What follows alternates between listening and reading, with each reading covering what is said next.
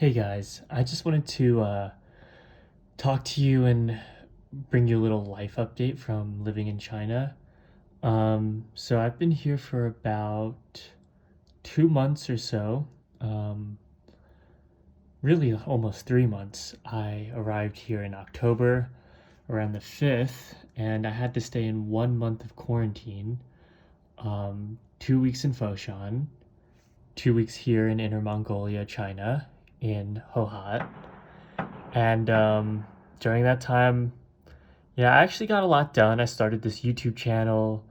I was exercising and planning out, my schedules and stuff like that.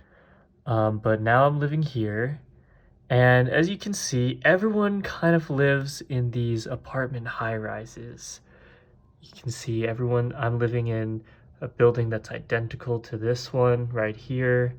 And you can see across the street, a lot of people are living in very similar sorts of apartment high rises. And you'll also notice that every one of these apartment high rises has a gate at the front, kind of security gate. And they do have dedicated security guards. Here's one right now, tending to his little scooter, or maybe helping someone out here. And you can see across the street, there's another gate right here. Um, and there's a little place for the security guards to stay inside. And beyond that is the living space. So really different from the United States. And I think these gates do help a little bit with possibly if there were any homeless people who wanted to just, you know, hang about, like, or people, they won't walk through your community because there's a gate here. They'd rather walk around than take the time to find the opening and walk through. So it kind of helps with that. There's like a really nice little peaceful um, interior right here where you can spend time with your family if you have kids. Lots of kids out here lighting firecrackers because it's just been we just had the New Year 3 days ago. Um, but yeah, honestly though, my main the biggest reason why I would expect you to have a gated community would be to keep out homeless people, but there are almost no homeless people in China. I have not seen a single person living on the streets. Um, I'm sure there are some homeless people, but they do a very, very good job of keeping out of sight.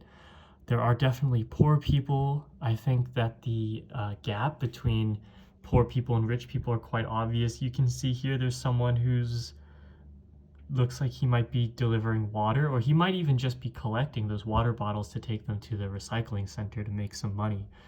But a lot of people on these little scooters, very, very common. Here's a food delivery guy, and he's going to be making his way into this community center. He needs to wait for someone to open the door for him. Luckily, someone just helped him out there. You can tell he's a food delivery guy because they all wear these yellow uniforms. But it's like 1/3 of the population will be on these little scooters. 1/3 will be in fairly normal. They'll own their own car. They'll own like a fairly normal sedan. And here, right here, do you see that car? There'll be another third owning luxury vehicles like this Buick here. That dude who just came inside over here looks like he has a pretty nice Lincoln. So whereas in the United States, at least on the street, everyone more or less looks like they're lower middle class, I would say, especially in New Jersey. But I've been a lot of places in America: New Jersey, New York, Texas, California. For the most part, most people look more or less like they're in the same sort of income group, at least on the surface. Whereas in China, it's pretty obvious that there are like three very distinct social income groups. So I think that's pretty interesting. Everyone in China is really nice. A lot nicer than I expected, just being used to the Chinese people in New York City who are very loud and kind of they're not friendly, but they're kind of rough, I would say, in the way that they just do their business. Everyone in mainland China is very polite, very nice, very accommodating. You know, they're not in your face at all like the people in New York. That's probably just a New York thing, but I was kind of expecting everyone in China to be very loud in trying to sell you things. Um, I also expected people into China. I expected there to be a lot of crime, honestly, because there are a lot of poor people, but there's almost no crime. Um, I honestly, there's a lot of bicycles just left out, and they are not chained to anything. Most of the time, they will have a chain around the tire, but there are definitely bikes all over the place with absolutely no sort of security lock on them. I would say maybe 5 to 10% of the time the bike will just be like out there on the street, and no one steals it. Everyone's minding their own business. um Here's another interesting thing. You can see right here, this is where everyone gets their water. You can see there's a little puddle in front of it. We do have running water, obviously, in the apartments. We have warm water, which um, might actually be rarer than some people expect. But people usually don't trust the water coming out of their faucet in China, maybe for historic reasons. I'm pretty sure I've probably accidentally drank some tap water here and there while I've been here. I've been perfectly fine, but everyone gets their water from this little machine right here, and everyone fills it up in those blue jugs that you saw that guy a few minutes ago collecting and leaving out through the gate. So yeah, if you want water, you got to go all the way outside and just get it from this machine with a little prepaid card.